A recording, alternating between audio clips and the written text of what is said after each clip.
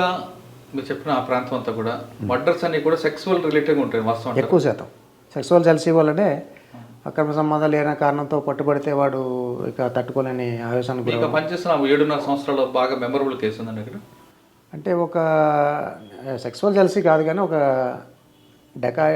Dacoity and murder for gain ఒకటి అయింది sensational case. చేబ్రోల్లో నేను 2000 సంవత్సరంలో పనిచేస్తున్నాను అనమాట. అక్కడ ఒకరోజు ఒక గ్రామంలో అంటే కాగుపాడని ఒక విలేజ్ ఉంటుంది.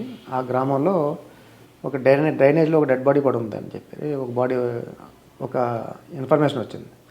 సరే ఇన్ఫర్మేషన్ వస్తే ఇమీడియట్గా సరే రాత్రి 9:30-10 గంటలకు వచ్చింది. వెంటనే నేను ఒక స్టేషన్కి ఎస్ఐ మండలానికి ఉంగుటూరు మండలం, అది చేబ్రోలు పోలీస్ స్టేషన్ అంటారు. రాత్రి నేను కొంత టీం తీసుకుని అక్కడికి వెళ్తే డెడ్ బాడీ ఉన్నది చూస్తే ఎవరో తెలియదు. సరే అక్కడ తెలియదు. సరే వెతికిన తర్వాత కొంత దూరం వెళ్ళిన తర్వాత మళ్ళీ తాడేపల్లిగూడెం రోడ్లో ఒక కారు ఉంది, అంబాసిడర్ కారు అబాండన్ చేసి ఉంది. దాంట్లో డిక్కీ చూస్తే డెడ్ బాడీ ఒకటి ఉంది, దాని నిండా వెనకాలంతా బ్లడ్ ఉంది. ఇక్కడ బాడీ ఉంది, అక్కడ బాడీ, మూడోది ఇంకో బాడీ ఉంది, గొల్లగూడెం అని ఇంకో విలేజ్లో ఉంది. అసలు ఎలా జరిగిందని చెప్తాను. వీళ్ళు ముగ్గురు కూడా ఈ కారులో ముగ్గురు మనుషులు ఉన్నారు, ముద్దాయిలు కుర్రలు, ఒక డ్రైవరు ఇంకొక ఇద్దరు. వీళ్ళు ఏం చేస్తారంటే అప్పుడు గ్రామాల్లో రాత్రి 9-8:30 దాటిపోయిన తర్వాత ఇంక బస్సులు తక్కువ ఉంటాయి కాబట్టి వాళ్ళు ఏం చేస్తారంటే పలానా ఊరు ఉంగుటూరు, చేబ్రోలు, అలా ఇతరత్ర గ్రామం నల్లజర్ల అని చెప్పి అక్కడ అలా పోవడానికి వాళ్ళు ఏలూరులో బస్ స్టాండ్ దగ్గర ఉన్నారు. వీళ్ళు ముగ్గురు కారులో ఎవరైతే ఉన్నారో అక్కడ పలానా ఊరు అని చెప్పినప్పుడు ఈ క్యాండిడేట్కి వాడు ఇతర ప్యాసింజర్లు అనుకున్నాడు, తోటి ప్యాసింజర్లు అనుకుని. వీళ్ళు ఏం చేశారంటే గ్రామాలకు వెళ్ళే వాళ్ళని పలానా ఒక్కడిని ఎక్కించుకున్నారు, రెండోని ఎక్కించుకున్నారు, మూడోని ఎక్కించుకున్నారు, ముగ్గురు ఎక్కించుకున్నారు. నల్లజర్ల వెళ్ళాలి, చేబ్రోలు వెళ్ళాలని చెప్పి ఎక్కించుకున్న తర్వాత వాళ్ళు తీసుకొచ్చి రాత్రి ఊరు చివర ఒకడు ఒంటి మీద ఉన్న ఈ ఉంగరాలు గోల్డ్ వాళ్ళు కొట్టి ఒకరిని చంపేసి అక్కడ బోధలో పడేశారు ఒక ఊరు చేబ్రోల దగ్గర. రెండోది ఒక కారు మళ్ళీ ఇంకొకటి తీసుకొచ్చి గొల్లగూడెం అని ఒక చోట పడేశారు. ఇంకొకరిని కొట్టి కారులో ఉంది. ఈ ముగ్గురు దగ్గర ఉంగరాలు, ఒంటి మీద ఉన్న డబ్బు అంతా దొంగతనం చేశారు. సార్ మూడు మర్డర్లే కదా. ఫస్ట్ మర్డర్ అప్పుడు ఇద్దరు అక్కడ ఉన్నారా, లేదంటే ఒకటి చంపినారు, ఒకటి చెప్తున్నాడా? ఒకరిని కొట్టిన తర్వాత ఊరు చివరి తీసుకెళ్లి ఎవరు లేని ప్రాంతం ముగ్గురిని కొట్టి లోపల పడేశారు డిక్కీలో. వాళ్ళ భయానికి అంటే కుర్రోళ్ళు 25 సంవత్సరాలు, 24, 23 సంవత్సరాలు వాళ్ళే ముగ్గురు కూడా. అయితే వాళ్ళకి ఆ భయానికి ఏం చేయాలో తెలియక ఒక రూట్లో వెళ్ళారు. కంగారు పడి పోలీస్ చెకింగ్ అవుతుంది తాడేపల్లిగూడెం రోడ్లో. ఆ కాగుపాడని మెయిన్ రోడ్ నుంచి రైట్ సైడ్కి లోపల ఉంటుంది. ఆ ఊరికి లోపల పోయి అక్కడ ఊర్లో ఎటుపోవాలో తెలియక ఓ బాడీని ఒక గుర్రపు డెక్క ఉన్న కాలువలో పడేశారు. సరే అక్కడ ఆ ఊర్లో ఎవరెవరన్నా అని అలా రాత్రిపూట కారు వస్తే రైతులు వాళ్ళు ఎవరెవరనే తొంగి చూసి అడుగుతూ ఉంటే కంగారు పడి వచ్చి మళ్ళీ ఇంకో చోట ఇంకొక బాడీ పడేశారు. ఇంకోటి కారులో వదిలేసి పోయారు. పోయిన తర్వాత ఆ కాగుపాడు ఊరోళ్ళు చెప్పిన తర్వాత వెంటనే వెతికి మన వాళ్ళు ఇమ్మీడియట్ చెక్ చేస్తే కారు దొరికింది. కారు దొరికిన తర్వాత ఈ పర్సన్స్ ఎవరైతే ఉన్నారో వాడు ఒకడు కారు దగ్గరే టచ్ ఆడుతున్నాడు అక్కడక్కడే ఎవరు అబ్జర్వ్ చేయడానికి. వాడు అనుమానం వచ్చి ఎవడో అనుకుని పట్టుకొచ్చి తీసుకొచ్చి కొంచెం ఇంటర్గేట్ చేస్తే వాడు చెప్పాడు 1 by 1 ఎలా జరిగిందని చెప్పి. ఈ ముగ్గురు కూడా ఈ డబ్బు అంటే మర్డర్ ఫర్ గెయిన్ అనమాట. వాళ్ళు పెద్దగా వచ్చింది ఏం లేదు, ఒంటి మీద ఉన్న 2-3 ఉంగరాలు, తర్వాత ఏదో చిన్న వ్యాపారాలు చేసుకుని వచ్చి జేబులో ఉన్న డబ్బులు అవి కొట్టడం కోసం చేశారు. అందులో అప్పుడు ఆ రోజుల్లో సీసీటీవీ కెమెరాలు ఏవీ లేవు, కేవలం ఆ సాక్షులు, ఆ ఊరికాడ అక్కడ ఆడిపిన వాళ్ళు అలాంటి పెట్టి ఎవిడెన్స్ తీసుకుంటే ముగ్గురికి అది కూడా లైఫ్ కన్విక్షన్ పడింది. నేను ఎస్ఐ, బట్ మా ఇన్స్పెక్టర్ గారు అందులో ఐఓ. ఇనీషియల్ ఇన్వెస్టిగేషన్ నేనే చేశాను అందులో. అది కూడా కొంచెం చేబ్రోలు తర్వాత అండి ఇంకా 7.5 సంవత్సరాలు. 7.5 సంవత్సరాలు అంటే సెన్సేషనల్ అయితే ఇవే. ఎక్కువగా సెక్సువల్ జెలసీ ఎందుకు అవుతాయండి? అంటే డబ్బులు ఎక్కువ ఉండడం వల్ల? ఇక ఈ అక్రమ సంబంధాలకే దానికి ఈ స్పెసిఫిక్ 3 సంవత్సరానికి 3 పంటలు వస్తాయి, డబ్బులు ఎక్కువ ఉండడం వల్ల అంటారు కొంతమంది. వాస్తవం అది దానికి డబ్బు ఆదాయానికి లింక్ లేదు దానికి. అంటే ఆ 2 జిల్లాలు ఎక్కువ కనిపిస్తుంటాయి కదండి. కొంచెం అంటే జనరల్గా వెల్తీ పీపుల్ ఆ జిల్లాలో సారవంతమైన భూములు 1 ఎకరం ఉన్నా కూడా బాగా గడిచే పరిస్థితి ఉంటుంది, ఆదాయం ఉంటుంది భూమి మీద. కొంచెం సంపన్న ప్రాంతాలు అవి అనుకుని అటువంటివి ఉన్నమాట వాస్తవమే. కానీ బట్ డబ్బు ఒకటే సెక్సువల్ జెలసీకి కారణం అని చెప్పుకోవడం కరెక్ట్ కాకపోవచ్చు. దాంతోపాటు SC/ST కేసులు ఎక్కువ నమోదవుతాయి కదా? SC/ST కేసులు బాగానే ఉన్నాయి. SC/ST కేసులు అన్ని కొన్ని అందులో 80% ఫేక్ ఉంటాయి కదండి.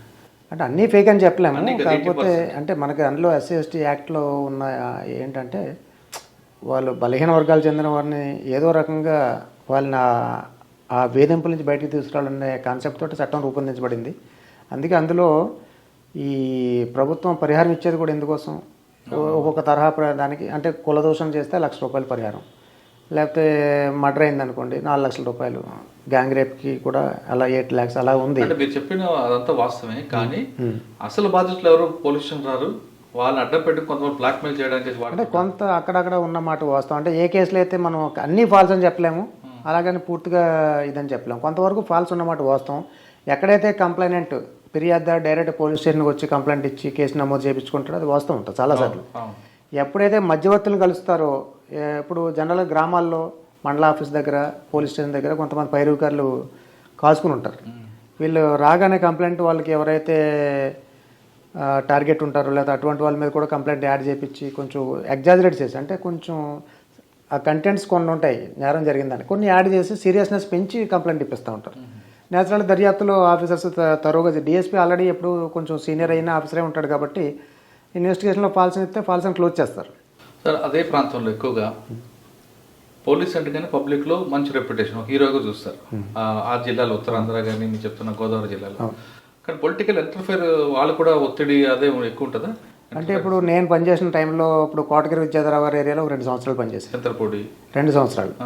అండ్ అంటే వారికి తెలియదని కాదు కానీ కోటగిరి విద్యాధరరావు గారు ఎప్పుడు అనేక సందర్భాలు చెప్పేవారు, నేను జనాలు అడుగుతారు, నేను అడుగుతాను, మిమ్మల్ని అది చేయమని చెప్తాను, ఇది చేయమని చెప్తాను, కానీ మీరు ఏది లాఫుల్గా ఉంటే అదే చేయండి, మీకు ఇబ్బంది అయ్యే పరిస్థితి వస్తే నేను కూడా సేవ్ చేయలేని పరిస్థితి నాకు చాలాసార్లు చెప్పారు.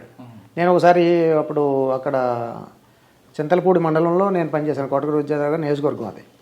ఒకసారి పాల వ్యాన్ పొద్దున్నే పిల్లలు స్కూల్కి వెళ్ళడానికి చిన్న కొంచెం మెట్ట ప్రాంతంలో ఉంటుంది, ఒక 10 మంది పిల్లల్ని ఎక్కించుకొని పాల వ్యానుడు పోతున్నాడు. పోతే పాల వ్యాన్ ఆ లోయలో పడిపోయింది. 5 లేదా 6 పిల్లలు చనిపోయారు. చనిపోయిన తర్వాత పిల్లలు చనిపోవడంతో ఇంకా గ్రామం ఆ మండలం చింతలపూడి ఏరియా హాస్పిటల్కి వచ్చి గోలగోలు చేస్తున్నారు. చేస్తుంటే విద్యాధరరావు గారు వచ్చి ఇది ఆపద్బంధు పథకం కింద ఇన్సూరెన్స్ ఇప్పిస్తానని చెప్పారు. ఇన్సూరెన్స్ రోడ్డు యాక్సిడెంట్లో గూడ్స్ వాహనంలో ప్రయాణం చేస్తూ ఎవరైనా చనిపోతే ఆ దాని మీద పనిచేసిన డ్రైవరు క్లీనర్ తప్ప ఇతర ప్రయాణికులకి ఇన్సూరెన్స్ రాదు. నేను అందరి సమక్షంలో రాదు సార్ అని చెప్పాను. నేను రాదు సార్ అంటే అప్పుడు కొంచెం ఆయన కొంచెం ఆగ్రహానికి గురయ్యారు. ఆ తర్వాత అప్పుడు మళ్ళీ నన్ను పక్క పిలిచి అడిగితే సార్ గూడ్స్ లాఫుల్గా అయితే ఇది వీళ్ళు ప్రయాణికులు లెక్కలో ఉన్నారు, ప్రయాణికులు గూడ్స్ వాహనంలో ప్రయాణం చేస్తూ మరణించినా వాళ్ళకి ఏ విధమైన పరిహారం రాదని చెప్పాను. సరే ఆయన కొంచెం విజ్ఞుడు కాబట్టి ఆయన బాగా మేధావి, సరే ఎస్ఐ చెప్పాడు మనకి ఇప్పుడు కరెక్ట్ అది నేను చెప్పాను. ఆపద్బంధువు కింద కలెక్టర్ గారు చెప్పి ఇప్పిస్తాను. ఇప్పుడు సంజయ్ జాజు గారు కలెక్టర్ గారు ఉన్నారు పశ్చిమ గోదావరి జిల్లాకి, వారికి ఫోన్ చేసి మంత్రి గారు ఆపద్బంధు కింద కొంచెం ఎంతో కంపెన్సేషన్ ఇప్పించారు. సో అంటే నాయకులు అందరూ తప్పు చేస్తారని కూడా నేను పూర్తిగా ఏకీభవించాను. అంటే వాడు చెప్తే వినే నాయకులు అప్పుడు వినేవారు, ఆయన కూడా చెప్పేవారు, నేను ఎన్నైనా చెప్తాను, బట్ ఏది నువ్వు చేయగలుగుతావు చట్టపరంగా నీకు ఇబ్బంది లేకుండా అది మాత్రం చేయమని వచ్చాను. నాకు చాలా సందర్భాలు కూడా ఆ ప్రాంతం పనిచేస్తున్నారు కదా, అక్కడ ఈలి ఆంజనేయులు మున్సిపల్ చైర్మన్ ఆయన చాలా ఒత్తిడి ఇచ్చారు మీకు ఎప్పుడైనా ఎదురయ్యారు? ఈలి ఆంజనేయులు గారు నేను చేసినప్పుడు చనిపోయాడు. తర్వాత ఈలి నాన్నగారు అని తర్వాత అయితే నేను చేసిన సమయంలో ఎర్ర నారాయణ స్వామి గారు ఒక పెద్ద మనిషి, ఆయన ఎప్పుడు కూడా పోలీసు దాంట్లో ఎప్పుడు ఇంటర్వ్యూన్ కాలేదు. ఒకవేళ అడిగినా కూడా ఈయన ఈట్ అయిపోయినాడు. ఏం చేయగలిగే ఉంటే మేము అడుగుతాం, ప్రజల కోరికలు వస్తాయి మా దగ్గరికి, చాలామంది ప్రజాప్రతినిధులకి అప్రోచ్ అవుతారు, కానీ అది నేను అడిగినా కూడా మీరు చట్టబద్ధంగా చేయగలిగితే చేయండి, otherwise it is up to you అని చెప్పారు. అదే తాడేపల్లిగూడెం చేబ్రోలు ప్రాంతంలో రైస్ మిల్లులు ఉంటాయి, అక్కడ ఏ విధంగా ఉంటుందండి? రైస్ మిల్స్ ఎక్కువ ఉంటాయి, ఆ మాఫియా వేరేగా ఉంటుంది కదా. రైస్కి సంబంధించిన ఎప్పుడు మన కేసులు ఏంటి లేదా? రైస్ మిల్లర్స్ ఎక్కువ ఉండేవారు కదండి. రైస్ మిల్లర్స్ ఉన్నారు. ఇప్పుడు ప్రస్తుతం మన రంగనాథరాజు గారని ఆయన కూడా రైస్ మిల్లర్స్ అసోసియేషన్ ప్రెసిడెంట్ పశ్చిమ గోదావరి జిల్లాకి. రైస్ మిల్లర్స్ అసోసియేషన్ సాధారణంగా తాడేపల్లిగూడెం ఆ ప్రాంతంలో ఒకప్పుడు ఎస్ఏ పోస్ట్కి లక్షల్లో డబ్బులు ఉండేవి. అది అంటే that depends upon person to person. అంటే ఏం చేసి ఇచ్చుకుని వెళ్తారు, తర్వాత ఏం చేస్తారు. అంటే మిల్లర్స్ కూడా తమకు అనుకూల వ్యక్తులు తీసుకొచ్చడానికి తెచ్చుకునేవారు అనేది ఒక అపవాదం. నాకు ఎస్పీ కృపానంద త్రిపాఠి ఉజాల గారు ఉజాలా గారు అప్పుడు ఎస్పీ ఉన్నారు. నాకు ఆయన నా పనితీరు నచ్చో ఎందుకో యాక్చువల్ తాడేపల్లి కూడా పైరవీ చేసుకుని వెళ్ళాల్సిన పోస్టింగ్. అదే అంటున్నాను మీకు. డిసెంబర్ 6, 2000 సంవత్సరంలో నాకు ఫోన్ చేశారు రాత్రి. డిసెంబర్ 5 రాత్రి 2000 సంవత్సరంలో త్రిపాఠి గారు ఫోన్, నీకు తాడేపల్లి కూడా పోస్టింగ్ ఇచ్చాను, వెళ్ళి రిపోర్ట్ చేయన్నారు. నేను మర్నాడు 2000 సంవత్సరం డిసెంబర్ 6న నేను రిపోర్ట్ చేశాను. ఏం పైరు లేకుండా నాకు పోస్టింగ్. ఆఫీసర్ పోస్ట్ అనుకోవచ్చు. Officer post. మీరు అప్పుడులో ఆఫీసర్ పోస్టులు ఆఫీసర్ స్వయంగా ఫోన్ చేసి ఎస్ఐలకి ఆర్డర్ కాపీ రాకముందు పోయి కూర్చొని వారు.